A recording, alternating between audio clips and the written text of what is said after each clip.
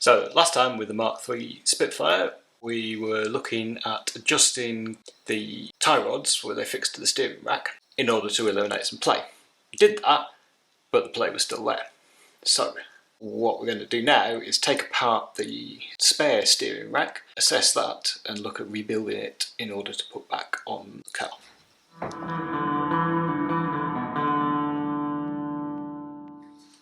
So we already had the one end apart and robbed some shims out of it. I'm just going to take that off because it's all cleaned up and don't need to worry about it. This other end, well, this rod looks to be bent. Yeah, it definitely is. So I'm just going to split this apart and look what condition the pinion and the rack are in, because that's going to determine if this is rebuildable.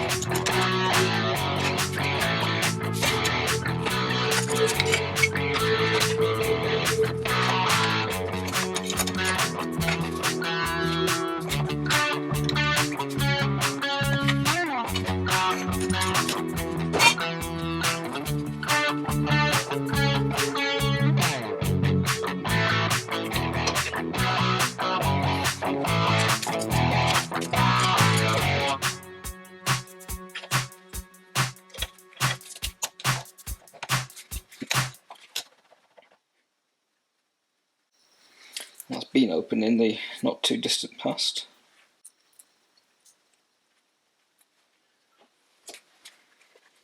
That's another spring.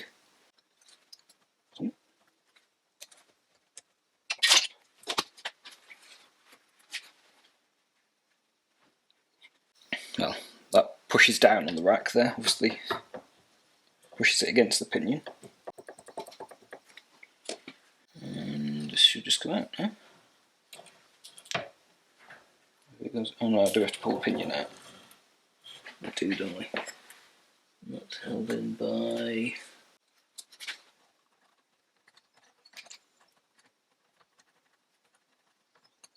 I'm under all that filth as a circlip.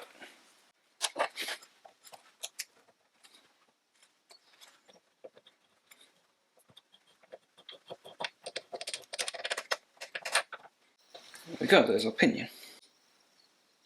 Which at first glance looks okay, which is promising. Now this will come out. Just to go out the other way.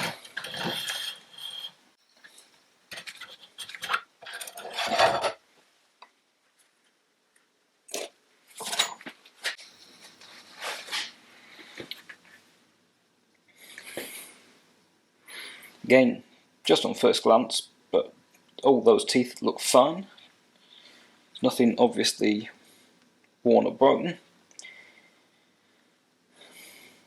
We've got written on here ABE 432179, so I guess that's mid 1979 manufacture date.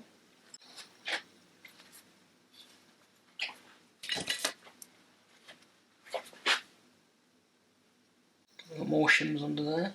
Not sure. If they are, they don't want to come with a magnet. Okay, so first thing to do is going to go for all the small bits are good to clean. Okay, so I've got a bit of paint on this.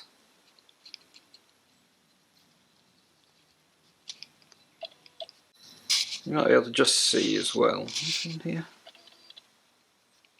Got 79 in there. Seems like the bit inner and outer racks were date stamped, which is interesting. Anyway, get that fully painted, let it dry, and then it'll be time to get it put back together.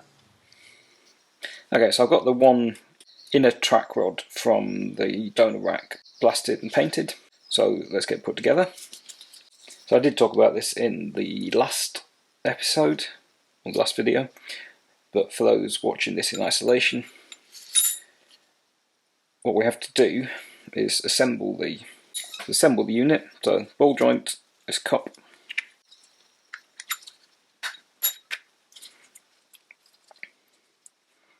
more shims than you're going to need, tab washer, and then this fitting.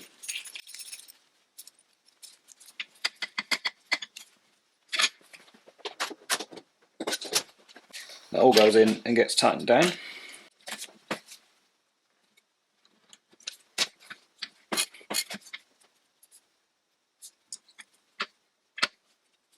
And we should be looking to measure the gap between the tab washer and either side of, well, it should be the inner side, shouldn't it?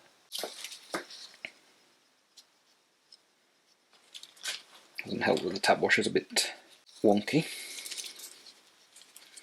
Got my slightly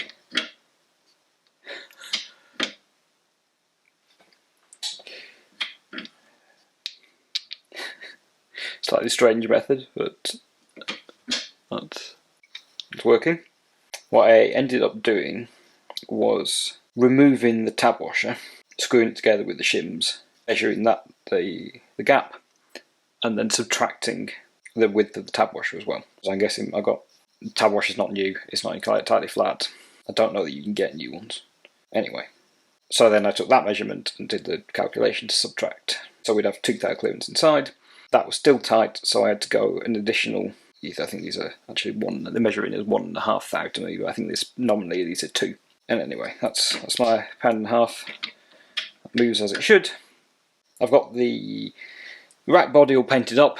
I'm currently waiting for that to dry, but the next thing you're going to see is putting the pinion into the rack and measuring its potential movement up and down. So if we're lucky, nothing looks particularly warm, so hopefully we're going to get lucky and we're just going to be able to put back the shims that were there. If not, I'm going to have to go and find some.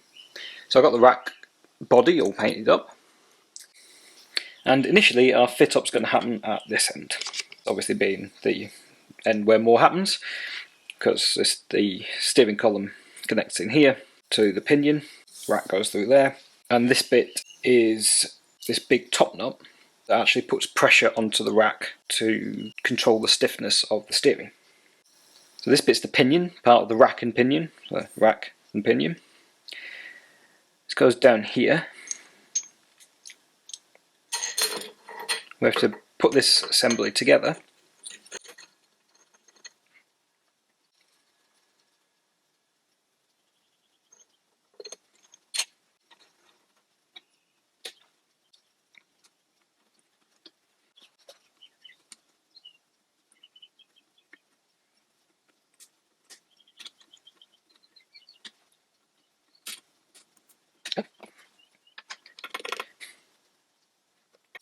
So now we need to get our dial gauge and measure this up and down movement. Okay, now, pinion's all the way down.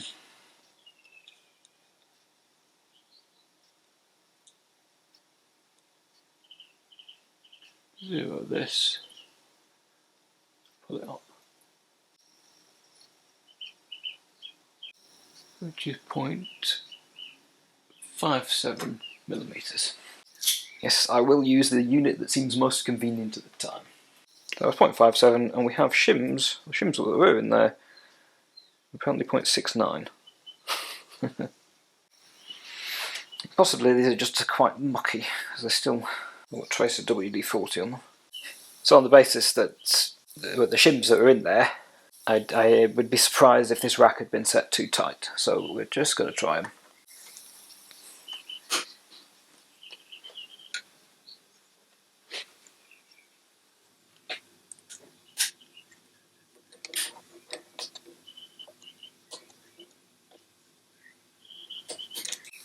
Well, maybe they work, because that won't move.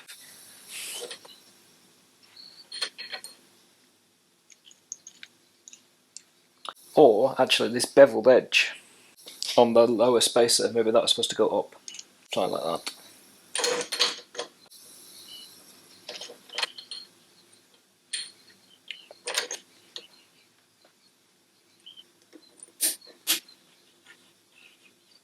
But that must have been it, so that's important. Get that lower spacer the correct way up.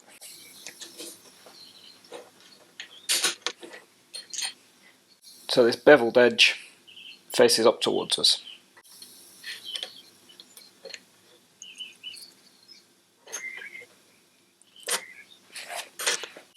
So for replacing this top cap, there's two things. There's this channel needs to line up with the corresponding channel on the body, and also there's an O-ring, rubber O-ring inside that needs to be renewed. Now I don't have a new one at the moment, so I'm going to put all this together, but before it gets fitted to the car, I'm going to replace that O-ring.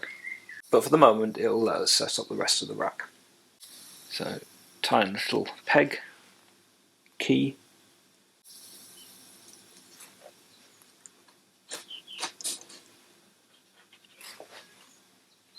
Of course, what I should have done is put a good bit of grease on the bottom of this before putting it in, because I don't intend to take the pinion out again.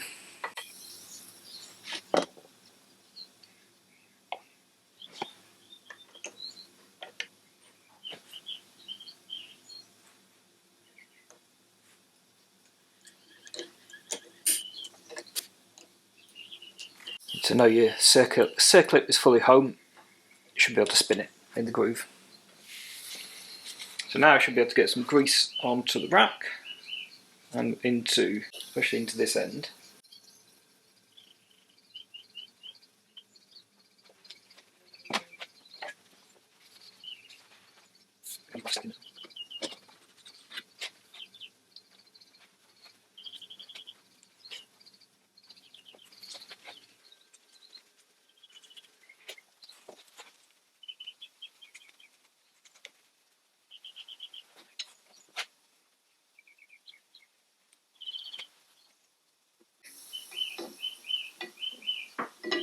Thought I could push the rack past the pinion, but I'm not sure I can.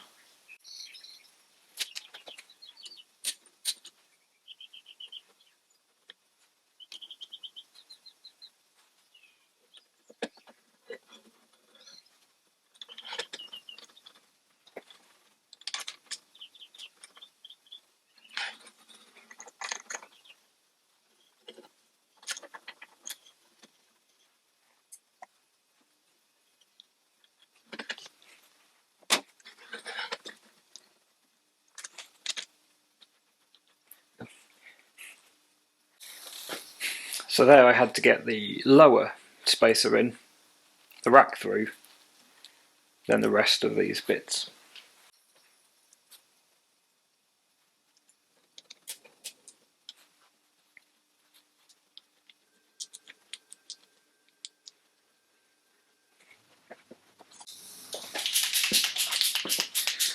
And before I'm going to put it together anyway.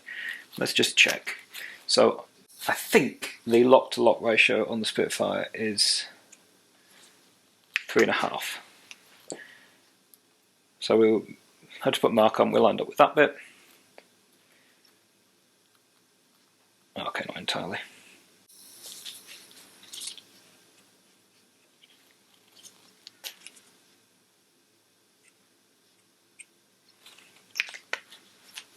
So 1, 2, 3, 4.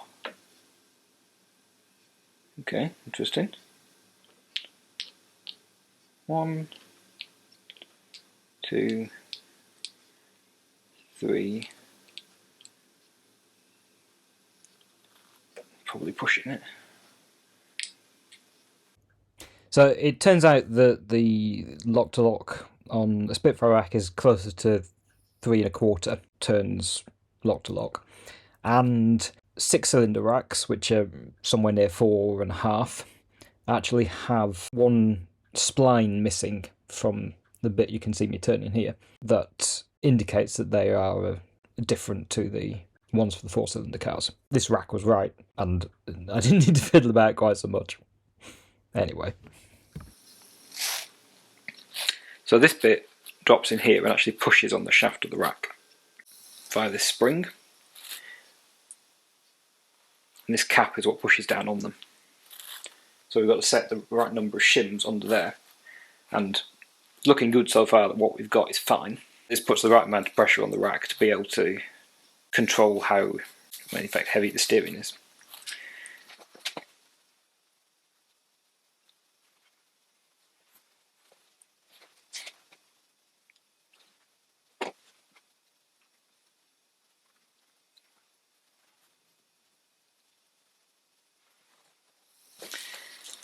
So I'm just chucking on all the shims we've got. So for this, I'm just going to see, does what came off still work?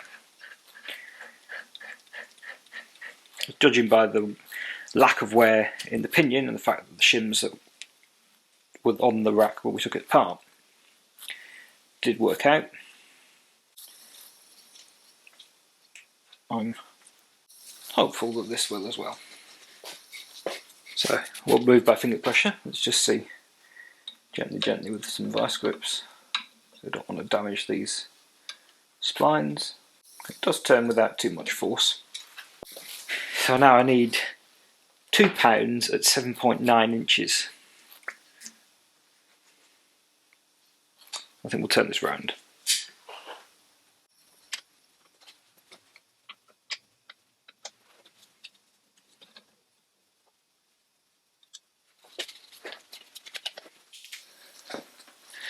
Yeah, so 7.9 inches from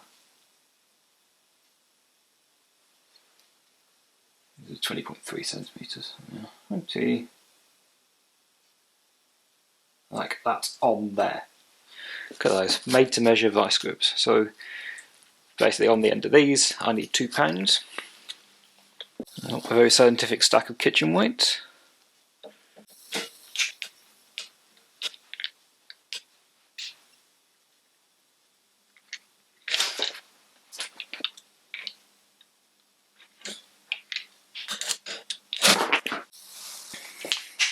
Okay, so I think it would actually stand to be a little bit tighter.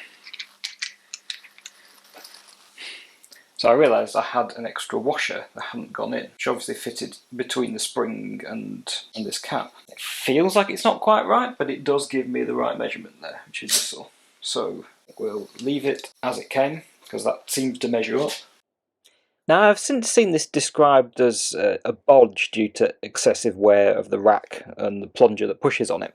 However, this rack and plunger, nothing in this assembly is particularly worn. So I think the important thing here is we're putting enough pressure onto the plunger, onto the rack, to keep our pinion mesh correct and are able to turn it using the weight specified in the manual. So as far as I'm concerned, this is good. So what remains is I've got to replace this rubber washer here. Obviously put the other end on when I take that off of the car, put the whole rack on the car. So now we've got our one track rod end fit, track rod, that bit. So the workshop manual has dimensions for how far along these nuts are supposed to be. So that's measured from there and there. So what I've done is I've set this to the midpoint so that that distance and that distance are the same, which is actually 115mm. So then our distance from here to the back of the nut, so 84.45mm. It's most of the way in. That kind of makes sense because there's not actually a great deal of thread here. And I assume that's really because your adjustment is supposed to be by moving the track rod end up and down here, not moving this. So, mustn't forget, the spring goes in there.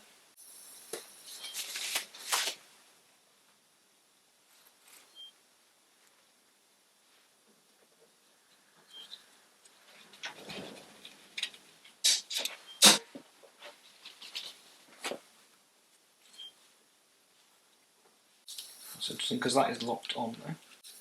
Good enough.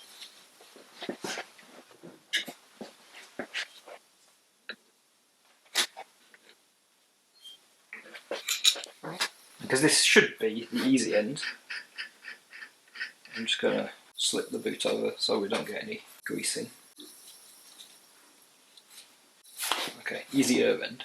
But I'm not getting them all the way on just right now because I've obviously got the other end to do, for which I need the bits off of the one on the car. But it's all set up and ready because we did that last time. So for me that's going to be another day, you probably back now. Okay, so I've had this bit out and put a new O-ring in. This one actually wasn't too bad, I don't think, but as we're here, it's worth having new. So I'm going to put a bit of grease on that, put that together, then try and get this gator on here. And from my trying before, I've got to possibly got a way to make it not entirely painful. So let's see if that works.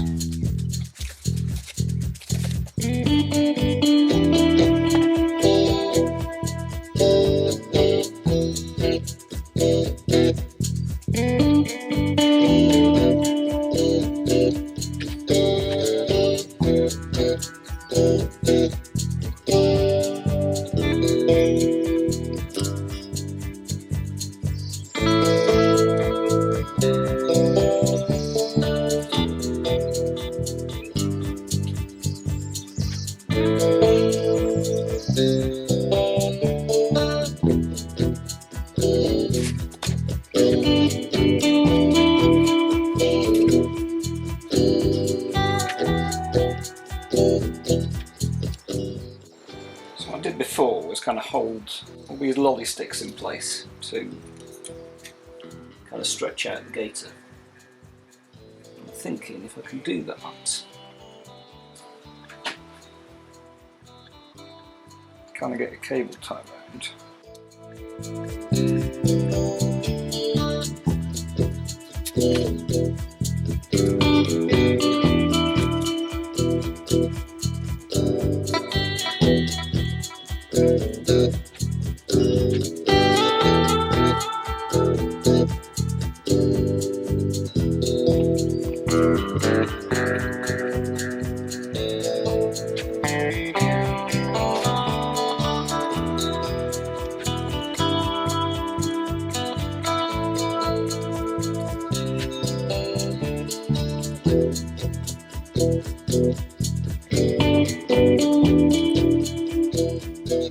Okay, that actually worked alright, I think.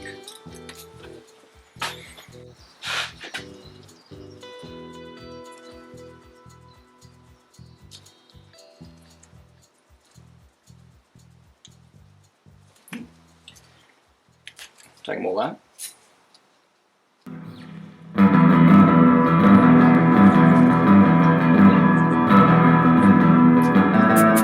As a bonus, I've got a cable tie ready to put it in.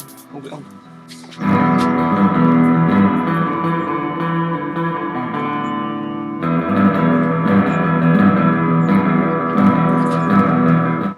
Okay, that's not so tight.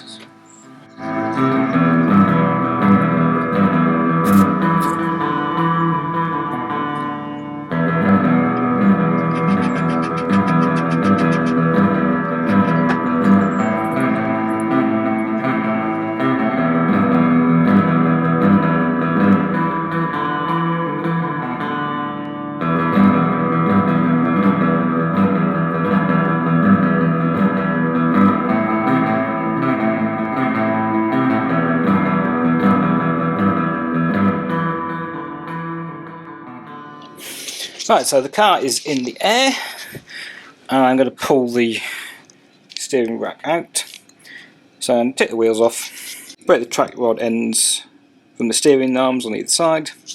This bracket has 2 through bolts to underneath the chassis, and there's a plate on the bottom.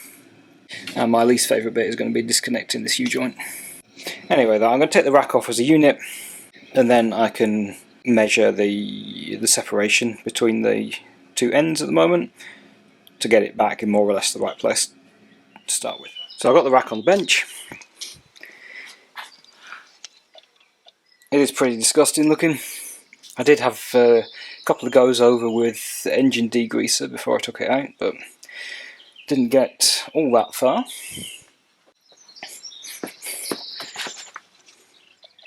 I've been around and put a bit of paint on. There were just a couple of bits of exposed chassis. And you can see I do usually like to do my chassis touch-ups in the right, or the body colour, but I haven't got any, and wasn't really planning on doing this, so anyway. Now in the last video I pulled the label off my shocks and found they were Motorcraft branded ones, and I was wondering about the colour, and I can actually see these are gold. There's little bits of gold paint under there. Same on this side, bit of paint touch up. So what I'm mostly interested in with the rack at the moment is getting kind of centre to centre measurement, like exactly 45 inches. And I'm going to count these threads, though I have to say that one looks quite far out. Anyway, the initial plan is to try and put the two rods back where they were, with two track rod ends back on the track rods in the same position. So I've, more for my benefit than anybody else's, I've got 19 at one end, 12 at the other. I expect I'm going to want to even that out a bit, because this probably says this rack was not well centred. Anyway, I'll get these off, get them cleaned up, and get that passenger side end swapped over onto the new rack.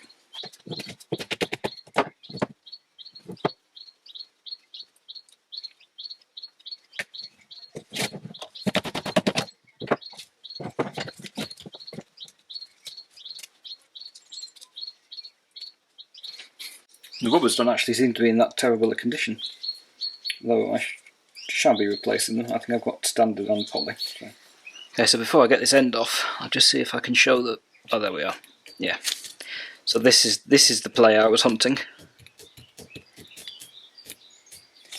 Anyway, I'll get this end off and put it onto the new rack. Get both the track rod ends set up, and then I'm going to have to wait for paint to dry. So I got a bit of painting done, got the brackets for the Spitfire steering rack there, and the horns and brackets for the GT6. I had to take one of them apart just to clean the points, but otherwise they both work fine. And they're a matching pair, 10th 68, which fits with the car, being built in February 69. Now I'm just going to replace the anti-roll bar links. So I found these quite awkward to deal with because you can't, I can't really get a spanner in to grip on it. So it's difficult to stop this from spinning, and if it spins, obviously it doesn't matter now with undoing it because this is knackered, but you will just tear up the rubber inside there. So usually jamming a screwdriver in will work, but let's see what happens here.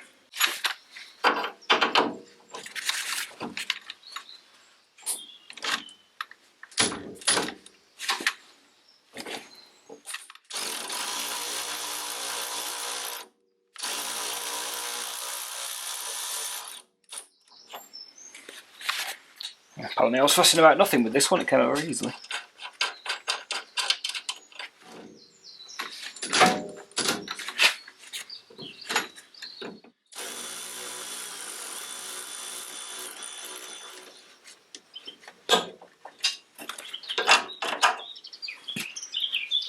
So these stubs that go in the end of the anti-roll bar, there's a little dimple on the end that goes into the anti-roll bar, and the other end where there's a knot is plain. They are handed, so that's our left one, right one points the other way. Bit of copper anti-seize.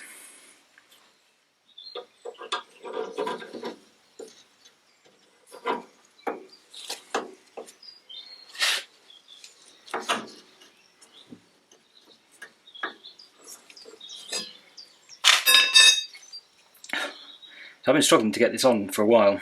I don't remember them being this awkward when I did the Heralds. Oh, well that took a while. So my conclusion to this particular adventure is don't pay attention to the manual, because that says attach the anti-roll bar to the chassis, attach the link to the anti-roll bar, and somehow get the link attached to the lower wishbone. What I've done is I ended up taking the anti-roll bar completely off. I put the links onto it, managed to feed them through, then got the anti-roll bar brackets positioned. So I'm just going to get all these tightened up loosely, because obviously these need to be torqued properly when the car is on the ground. Okay, so let's get the tie rod fitted.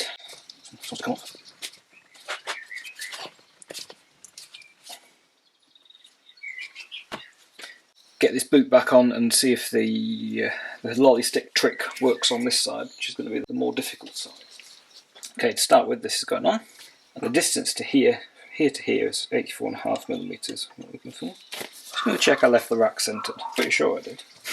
Okay, it wasn't quite centred, and I remembered correctly that there should be about 2 threads protruding behind this lock nut. Not forgetting the spring in there.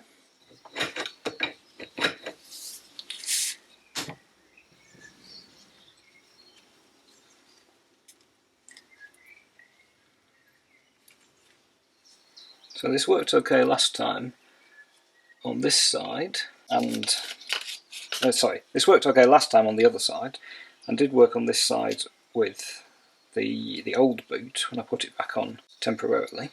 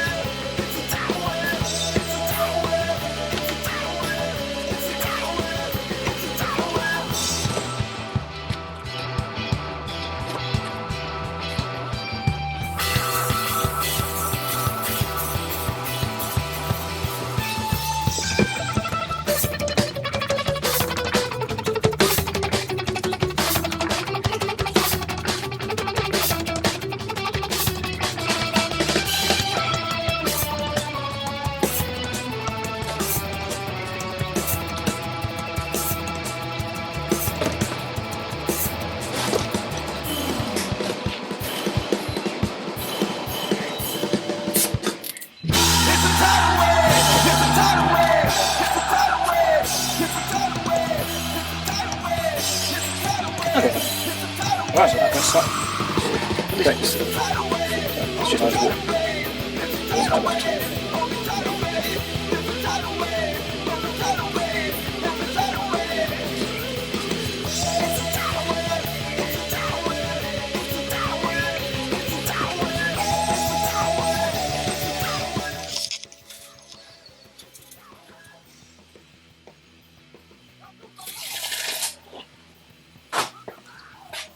Okay, that's back as it was, and it measures 45 inches centre to centre, which is what it did, the old one did.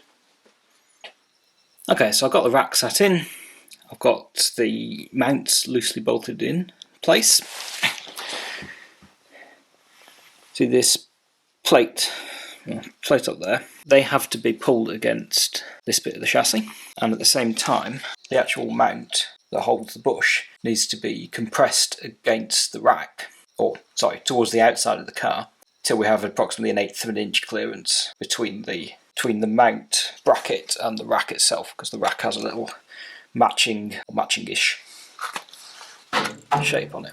Now, the workshop manual doesn't really offer any suggestion of how you might do this, so I'm going to start off and try with some welding clamps. See how that goes. Well, this seems to have worked for one side at least. See if I can do it on the other side. Well, the answer is no, it doesn't. There's just not enough space between the actual pinion housing and this sort of section, and with the fan belt and fan and water hose, I just can't get the clamps in like that. So I'm going to have to come up with another plan. So now this is not working. I did get out this Herald bonnet adjuster, which is a proper turnbuckle setup of left and right hand threads. Turn the big nut here and it'll push the ends in and out depending on which way. I don't really want to cut it up, and I'd have to. So, because that could push in between the two, which would be ideal. I have to have a think and a scrounge of bits. So I've taken myself off to Screwfix and bought an actual turnbuckle, which was about two or three quid. So obviously I'm quite happy to cut this up. What I think I'm going to do is cut off the loops and weld some angle pieces onto the ends. That'll then let me push against the insides of the mounting brackets. And since we don't need to push, we only need to push outwards, because the bolts on them will actually hold them down. That should then let me basically do what's needed. I can go and apply pressure towards the outside of the car and slowly tighten down the bolts. So let's go on with that.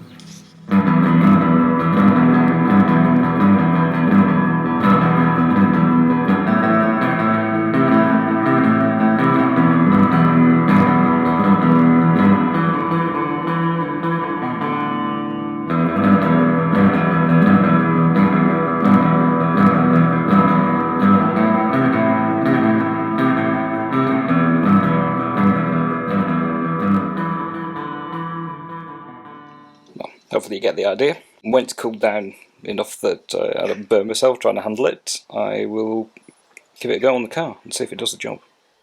Well, that seems to have worked. I wasn't able to continue using vice grips to hold the plates on underneath the chassis, the reinforcement plates for the actual rack mountings, but I was able to push them with one hand while doing up the bolts with the other. Yeah, I've got another special tool to add to the drawer of things that Triumphs need. Anyway, I'll get that off and then start to get the actual steering connected back up again. Right, so there we go. Rack's in, everything's connected up, and I'm just going to get the car on the ground. So what I'm going to do then is tighten up all the suspension, so it's all just loose at the moment, relatively loose, and then I'm going to pick it back up again and do a very quick adjustment of the toe in and out, because it's visibly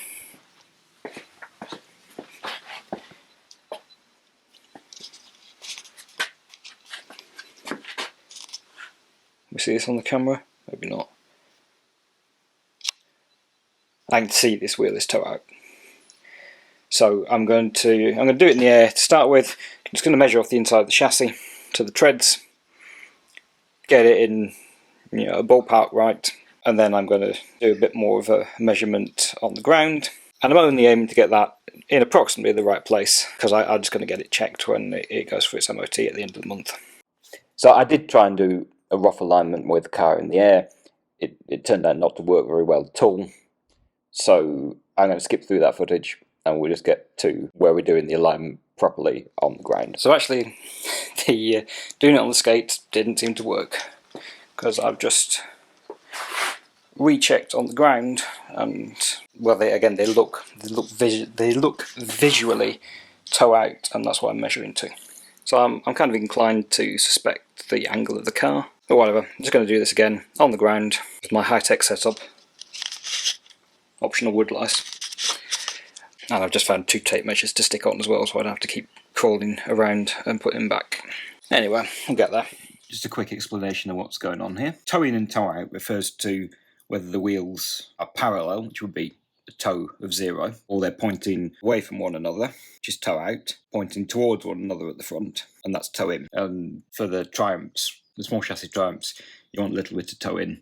Anyway, to measure that, we need to be able to measure how parallel the wheels are. So it doesn't actually matter about, for this particular measurement, it doesn't matter about alignments or centre lines, because we only care about the wheel relative to the other wheel. So what I've got here is 2 blocks of the same height and a big flat thing, something to hold it against the wheel. So then I've just gone and taken a tri-square and marked some points on my angle iron, giving me equidistant from the tyre. It's 2 equidistant points from the tyre, and done that on both sides. That means it's now I'm measuring from this point to the equivalent on the other side. I'm measuring a kind of a trapezium shape where 2 parallel sides are my tape measures and the 2 angled sides are these pieces of angle iron. So that means if I measure at this end and the other end and it's the same, we have toe of 0. If at the front is smaller than the back, that's our toe in. And if the front is larger than the back, that's our toe out. Okay, now I think we're good. So I have 150 at the front,